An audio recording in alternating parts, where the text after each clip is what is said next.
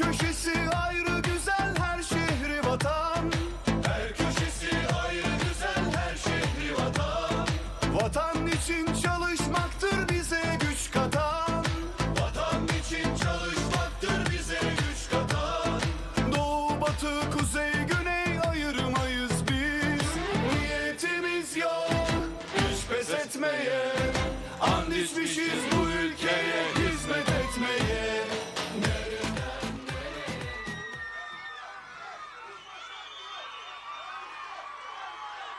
Urfalı'ya mezelden, gönlüm geçmez güzelden. Sevmez idim ezelden. Urfa bir dağ içinde, gülü bir bardağı içinde.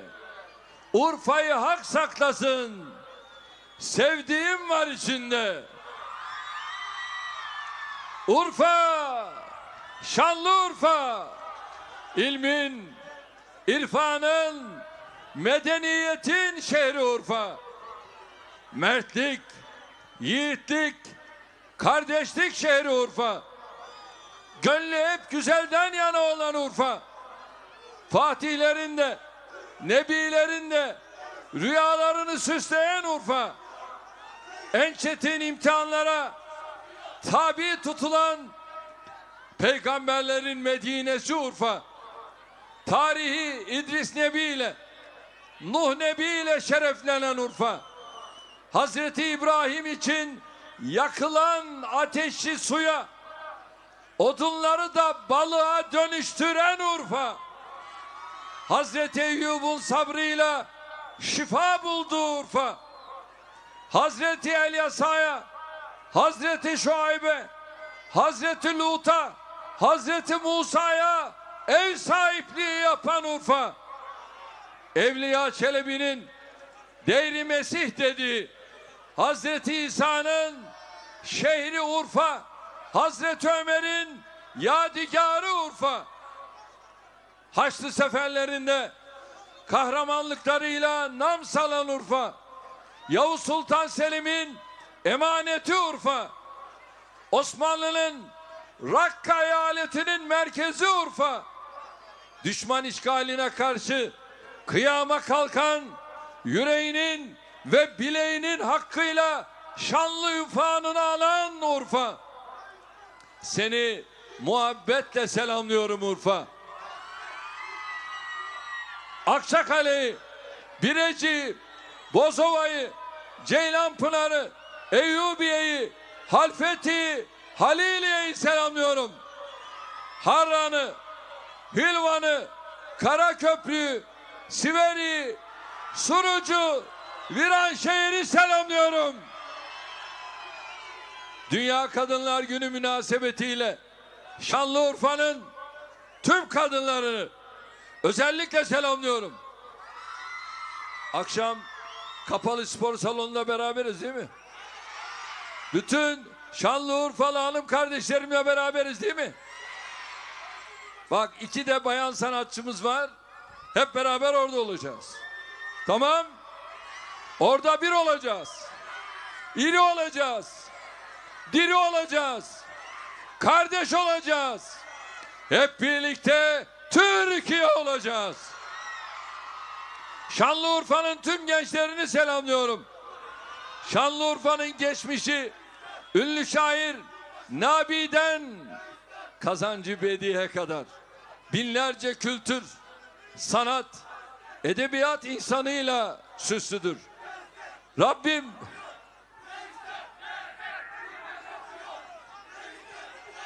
hadi bakalım. Yani siz şampiyon oldunuz da biz niye oldunuz mu dedik. Yeter ki olun. Alkışlarız. Tamam. Rabbim bu toprakların insanlarına sesin en güzelini. İşte az önce İbrahim kardeşimi gördünüz. Bak soyadıyla da müsemma. Tatlı ses. Tatlı ses. Ve hakikaten yıllara İbrahim Bey damgasını vurdu. Estetiğin en incesini, zarafetin en yakışanını, yüreğin en yakınını vermiş. Ne diyor Ziya Paşa o meşhur Urfa Divanı'nda? Ali İbrahim Bey, bakalım ne diyeceksin? Asafın miktarını bilmez Süleyman olmayan. Bilmez insan kadrini alemde insan olmayan. Zülfüne dil vermeyen bilmez gönül ahvalini. Anlamaz hali perişanı perişan olmayan. Oldu mu? Evet. Urfa özünde, sözünde, hikmetinde, nimetinde kıymetini bilir. Urfa'yı ne kadar anlatsak, ne kadar yüceltsek azdır. Ama ben bugün bakıyorum şöyle karşıma, maşallah, uçsuz bucaksız Şanlıurfa buraya akmış. Havalimanından gelirken yollar zaten bir alem. Cuma'yı merkeze yetişemeyince mecburen bir köyde kıldık. Ve oradan çıktık, bütün yol boyu böyle. Karaköprü bambaşkaydı. Ve o coşku, o heyecan buraya yansımış. Bu şehre hayranlığımızı anlatmaya kelimeler yetmez. Biz Urfa'yı seviyoruz. Urfa'nın da bizi sevdiğini biliyoruz. Bugüne kadar hep bizim yanımızda yer aldınız. İnşallah 31 Mart seçimlerinde de yol arkadaşlığımızı, bu kader arkadaşlığımızı, bu ahitleşmemizi çok daha ileriye taşıyacağız. Urfa'nın geleceğine kastedenlere inat, şehrimizi her alanda 2023 Türkiye'sine hazır hale getirmek için büyük şehirde ve ilçelerimizde el ele, kol kola hedeflerimize yürüyeceğiz. Biz milletimizle, Urfalılarla birlikte yürüyoruz. Karşımızda kimin kiminle yürüdüğünü de en iyi siz biliyorsunuz. Hazır mısınız? Öyle bir yükselsin ki bu ses, değil Urfa'yı, tüm Türkiye'yi inlesin. Tamam? Urfa 31 Mart'ta istikrarımıza, istiklalimize, istikbalimize göz dikenlere derslerini veriyor muyuz? Urfa 31 Mart'ta milli iradeye sahip çıkıyor muyuz? Urfa 31 Mart'ta tevazu, samimiyet ve gayretle memleket işi, gönül işi diyor muyuz? Urfa 31 Mart'ta mührü gönül belediyeciliğine vuruyor muyuz? Urfa 31 Mart'ta büyükşehirde ve ilçelerimizde belediye başkan adaylarına sahip çıkıyor muyuz? Maşallah, barekallah. İşte kardeşlerim, biz Urfa'yı sadece büyük bir aşkla sevmekle kalmadık. Aynı zamanda Urfa'ya tarihinin en büyük hizmetlerini getirdik. Şimdi şu söylediklerime dikkat edin ve bunları da bilmeyenlere anlatın. 17 yılda Şanlıurfa'ya ne kadar hizmet getirdik biliyor musunuz? 45 katrilyon liralık yatırım yaptık. 45 katrilyon. Bu sıradan bir olay değil. Eğitimde 11.970 adet yeni derslik inşa ettik. Çocuklarımızı okulsuz bırakmadık. Harran Üniversitemizi yeni fakülte, meslek yüksekokulu ve yüksekokullarla büyüterek 25.000 öğrencisi ve 1127 öğretim üyesi olan bir yer haline getirdik. Evet, şöyle, doktorlarımız nerede? Doktorlarımız nerede? Sonra, şimdi olmaz, sonra. Yüksek öğrenim öğrencilerine 3.894 kişi kapasiteli yurtlarla hizmet veriyoruz. Önümüzdeki birkaç yıl içinde Şanlıurfa, Viranşehir ve Siverek'te toplamda 1550 kişilik yurt binaları da açacağız. Şehrimize 30 bin seyirci kapasiteli bir stadyum kazandırdık. Şanlıurfa'ya gençlik merkezi, spor salonu, Hılvan'a, Suruç'a, Viranşehir'e gençlik merkezleri, Harran'a spor salonu, ilçelere futbol sahaları inşa ettik. Ceylanpınar, Akçakale gençlik merkezlerinin ve Şanlıurfa Olimpik yüzme havuzunun yapımı devam ediyor. Urfalı ihtiyaç sahibi vatandaşlarımıza, şehit yakınlarımıza, yaşlılarımıza, engellilerimize toplamda 7,5 trilyon lira kaynakla destek olduk. Sağlıkta toplamda 1775 yataklı 14 hastaneden oluşan 89 adet tesisi Urfa'mıza kazandırdık. Bunlardan biri 500 yataklı Mehmet Akif İnan Eğitim ve Araştırma Hastanesi. Diğeri de 400 yataklı Eyyubiye Eğitim ve Araştırma Hastanesi'dir. Nasıl? Memnun musunuz? Ama bitmedi. Şimdi asıl olana geliyorum. 1700 yataklı şehir hastanemizin, 150 yataklı Ceylanpınar Devlet Hastanemizin ve bunlarla birlikte 30 adet sağlık tesisimizin de inşaatı devam ediyor. Şimdi düşünün. Size ben şöyle şu dev ekranda şehir hastanemizi bir göstereyim. Bak, diğer illerde nasıl şehir hastaneleri yaptık. Bir görün. Nasıl? Bunun 1700 yataklısı da nereye gelecek? Şanlıurfa'ya gelecek. Şu anda inşaat devam ediyor.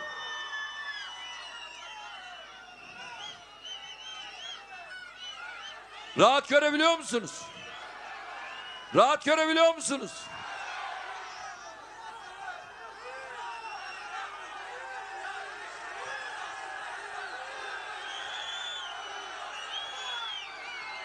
Güneş vuruyor tabii. Rahat değil. Burası daha rahat, değil mi? Rahat görüyor musunuz? İşte bunun 1700 yataklısı nereye olacak? Şu anda inşaat devam ediyor Şanlıurfa'ya. Şehir hastanemizi inşallah 2 yıla kadar hizmete almayı planlıyoruz. Viranşehir Devlet Hastanemizi 200 yataklı bir ek bina yaparak büyüteceğiz. 250 yataklı Balıklıgöl Devlet Hastanesi'ni, 100 yataklı Harran Devlet Hastanesi'ni ve 42 adet sağlık tesisini daha şehrimize kazandıracağız. Şanlıurfa'da 13.573 konut projesini hayata geçirdik, sahiplerine teslim ettik. İmar barışıyla 160 bin Şanlıurfalı vatandaşımızın sıkıntısını çözdük. Şehrimizde faaliyet gösteren 7 adet atık su arıtma tesisi, belediye nüfusunun yaklaşık %80'ine hizmet veriyor. Şehir merkezi ve beldelerde hizmet verecek 5 adet atık su arıtma tesisinin proje çalışmaları devam ediyor.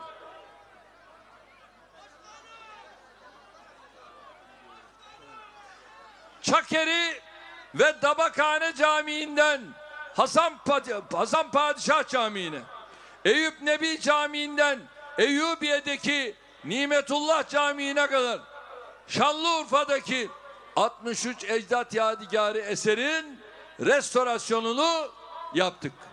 Eyyubiye'deki Halilurrahman Camii'nin, Pazar Camii'nin, Hekimdede Camii'nin, Bilecik'teki Mağaralı Camii'nin, Siverek'teki Karakeçi Camii'nin ve medeniyetimizin birikimi daha pek çok eserin restorasyonları sürüyor.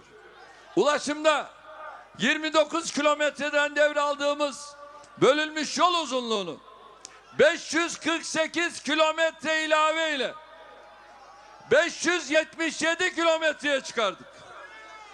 Yapımı devam eden Şanlıurfa Bozova yolunu, Şanlıurfa Kuzeybatı çevre yolunu, Birecik şehir geçişini, Akçakale Ceylanpınar yolunu ve Yaylak Halfeti yolunu bu yıl tamamlıyoruz.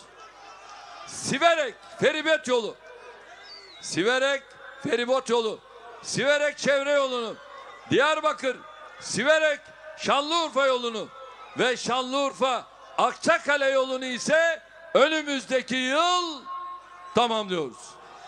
Adıyaman, Kahta, Siverek, Diyarbakır karayolunu ve Atatürk Barajı üzerine inşa ettiğimiz Nisibi Köprüsü'nü bölgemize biz kazandırdık biz. Şanlıurfa'yı inşası halen devam eden Adana Gaziantep hızlı tren hattı üzerinden tüm Türkiye'ye hızlı tren ağıyla bağlıyoruz. Dün ne oldu biliyor musunuz? Dün ne oldu biliyor musunuz? Dün Mardin'deydim. Mardin'e hızlı tren müjdesini verdim. Benim arkamdan bu bölücü terör örgütünün desteklediği malum parti var ya, onun eş başkanı bir ifade kullanmış. Mardin'e hızlı trenin ne işi var? Aynen SP gibi. Yani Saadet Partisi. Onun başındaki zat da ne dedi? Sivas'a trenin ne işi var dedi. Yani Allah'tan şunu demedi. Mardin'de havaalanının ne işi var demedi. Hem bunu kullanırlar, ondan sonra havaalanında gelir onunla beraber uçuş yaparlar. Şimdi oraya hızlı tren geldiği zaman biliyorum ki o hızlı trenden de bunlar istifade edecekler. Ama bunlarda ufuk yok. Yıllar yılı CHP her yapılanın karşısına dikilmedi mi? İstanbul'a 1. köprü yapıldı, karşısına dikildi. 2 yapıldı, karşısına dikildi. 3 yapıldı, karşısına dikildi. Marmaray yapıldı, denizin altından karşısına dikildiler. Avrasya Tüneli'ni yaptık, karşısına dikildiler. Osman Gazi'nin karşısına dikildiler. Şimdi İstanbul'u İzmir'e bağlıyoruz. Onun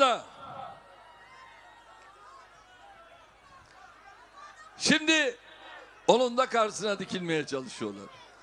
Biz bu millete hizmetkarız.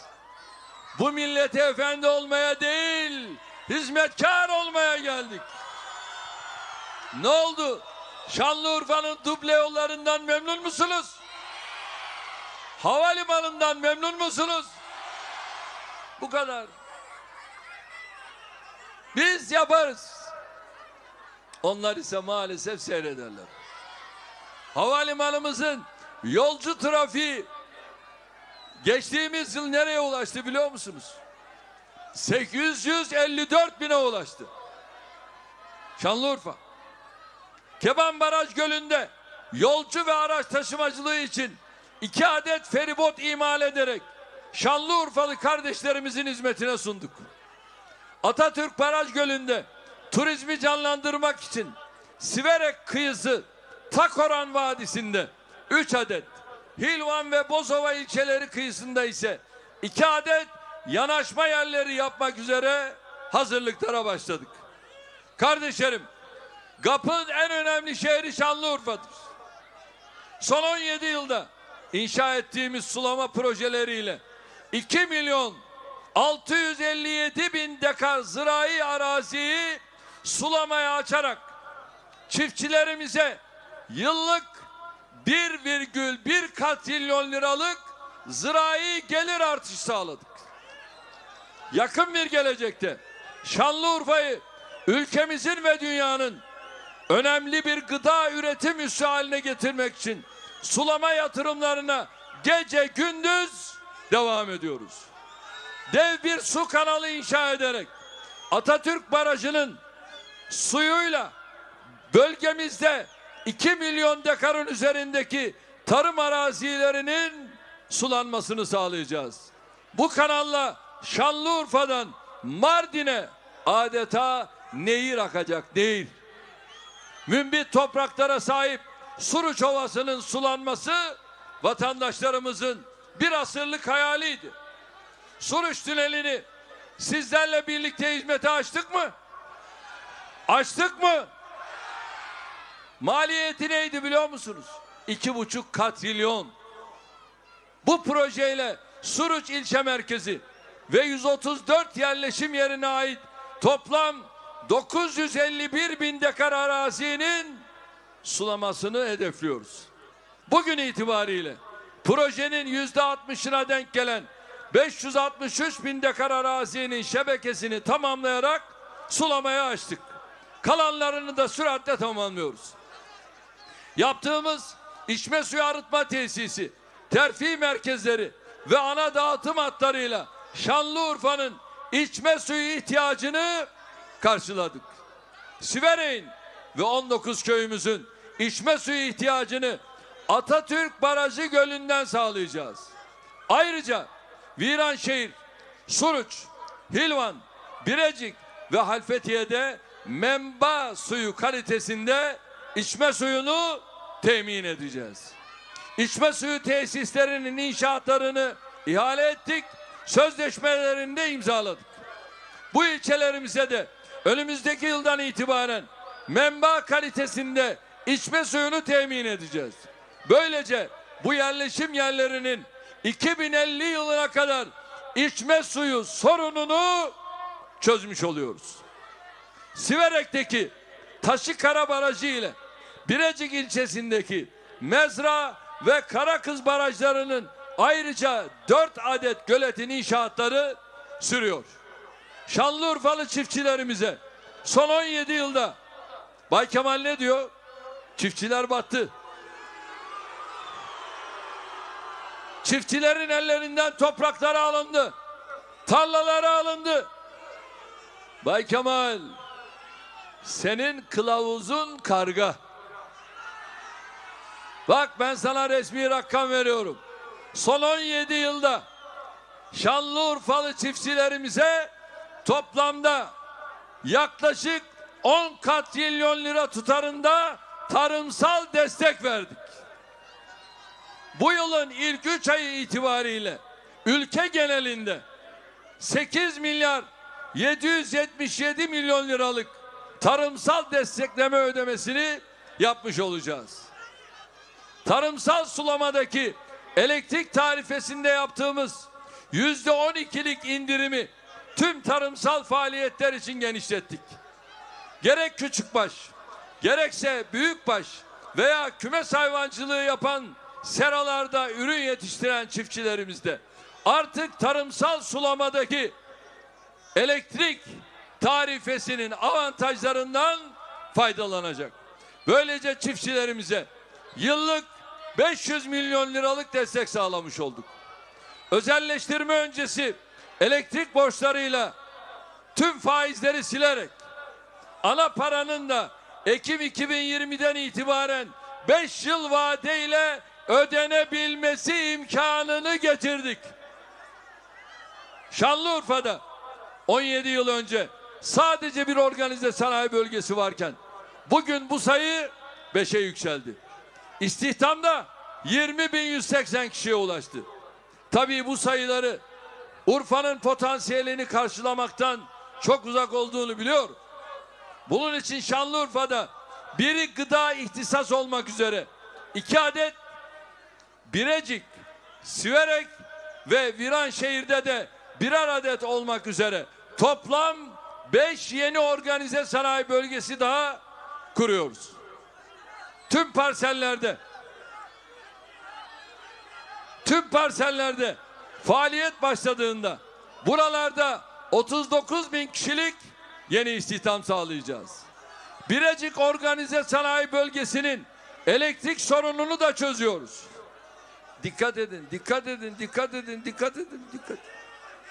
Dikkat edin. Şehrimize bir teknopark, bir araştırma geliştirme merkezi kurduk.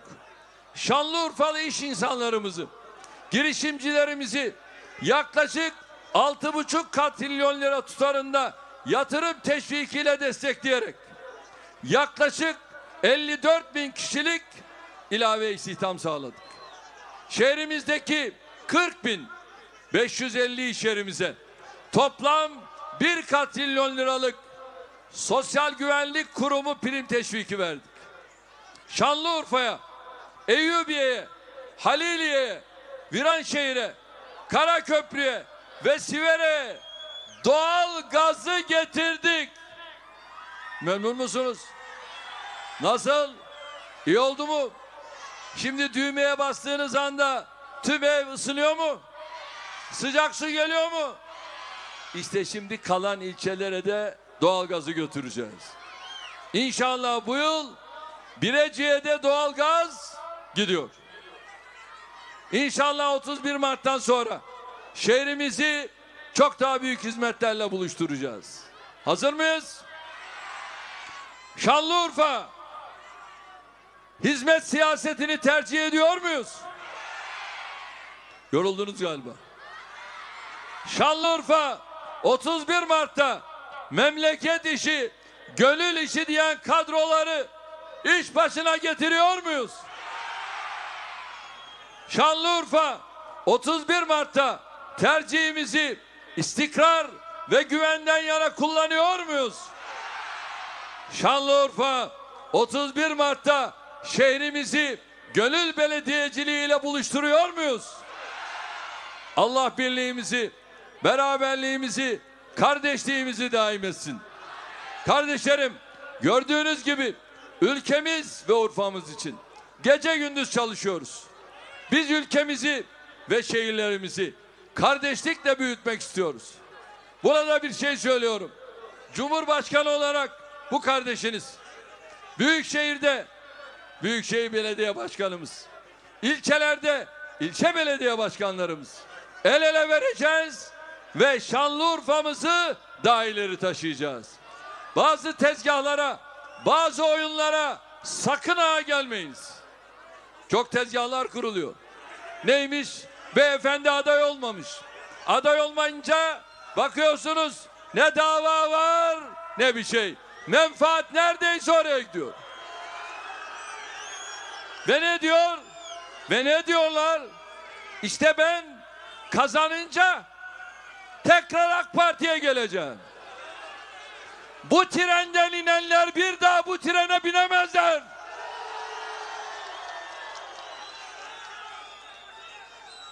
Anlatabiliyor muyum? Bu davada bu treni terk edenleri kusura bakmasınlar. Bu can bu tende oldukça bir daha biz bu trene kabul etmeyiz. Biz bu davada kimlerle bu yola çıktıysak bize ihanet etmedikçe biz beraber yolculuğumuza devam ederiz. Tamam? Onun için de emaneti emin ellere teslim ettik. Onlarla yola devam ediyoruz. Tamam? Siz de emanetinize sahip çıkıyor musunuz? Eyvallah. Mesele bitti.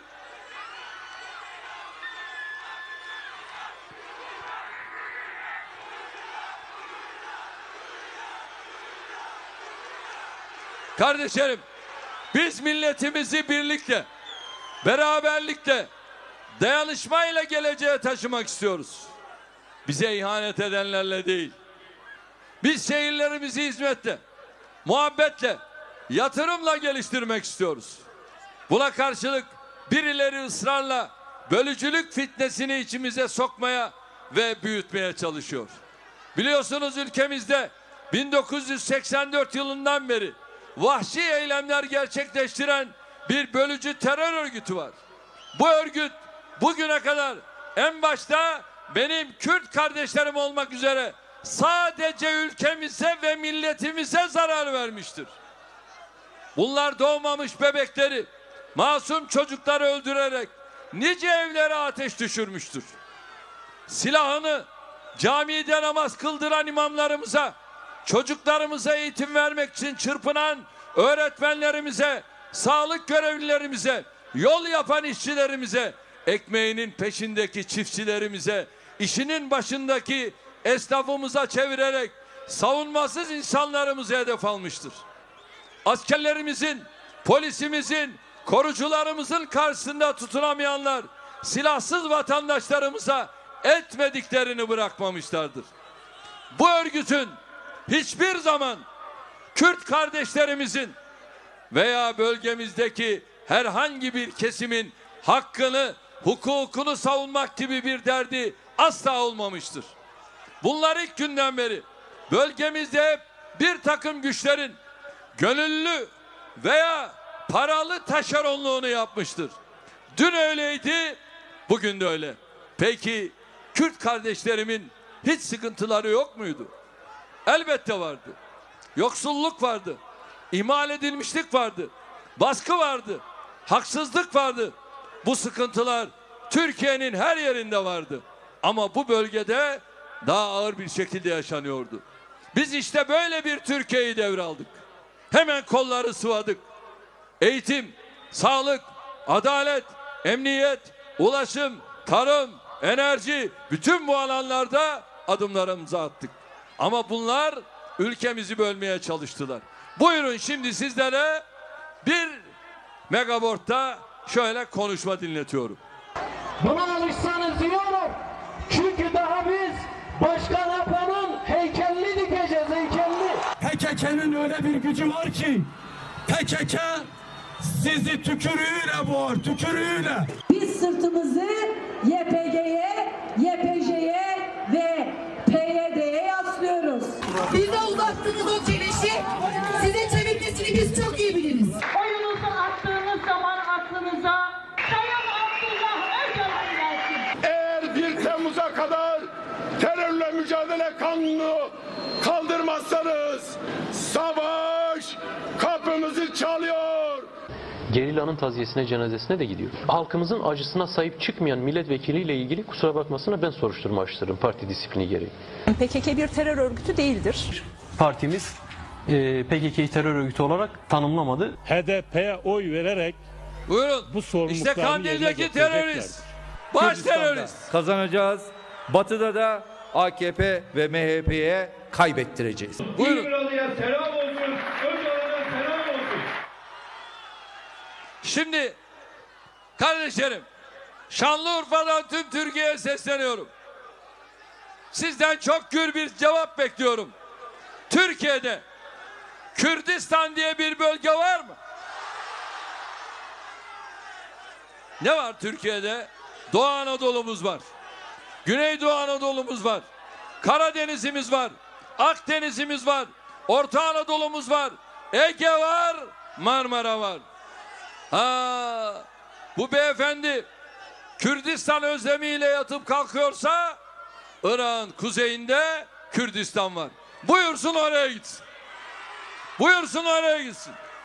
Bizim bu topraklarımızı bölmeye, bu vatanı bölmeye kimsenin gücü yetmez. Ve yetmeyecek. Öbürü ne diyor?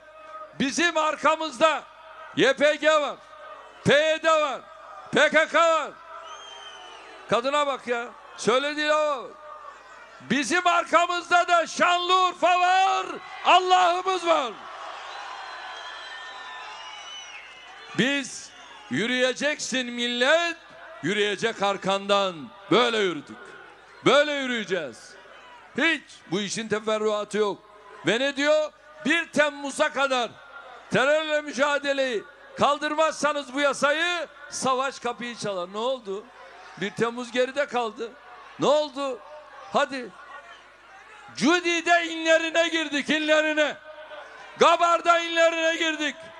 Tendürek'te inlerine girdik. Hatta Kandil'de inlerine girdik. Neden? Benim milletimin huzurunu kim kaçırıyorsa biz onların kapısını çalarız. Şimdi hazır mıyız? Rabia'ya hazır mıyız? Şanlıurfa'dan tüm Türkiye duysun. Tek millet, tek bayrak, tek vatan, tek devlet. Bir olacağız. İri olacağız. Diri olacağız. Kardeş olacağız. Hep birlikte Türkiye olacağız. Ve sevgili kardeşlerim, bu yıl biliyorsunuz Bunu turizmde Göbekli Tepe yılı ilan ettik. Ve şimdi bugün orada bir açılış yapacağız. Ondan sonra da inşallah akşam Dünya Kadınlar Günü sebebiyle hep birlikte kapalı spor salonunda hanım kardeşlerimizle bir araya geleceğiz. Tamam? Sanatçılarımız hep birlikte orada olacağız. Saat 19 muydu? 18.30'da kapalı spor salonundayız. Tamam? Ve şimdi ben sizlere mümkün olduğunca çay ikram edeceğim. Ama burada demlemeyeceğim. Demlemesini siz yapacaksınız. Tamam? Ve bu çay Rize çayı ha. Benim memleketimden. Tamam? Ve bu çayı da demlerken, yudumlarken bize de dua edeceksiniz. Anlaştık? Erkekler size yok. Bayanlara. Sayın Cumhurbaşkanımıza konuşmalarından dolayı teşekkür ediyoruz. Ezilenlerin gür sesidir o. Suskun dünyanın hür sesidir o. Göründüğü gibi olan, gücünü milletten alan Recep Tayyip Erdoğan.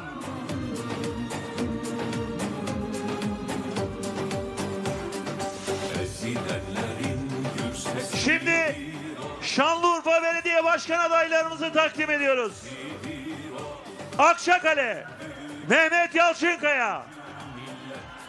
Birecik, Mahmut Mirkelam. Bozova, Supiye Aksoy.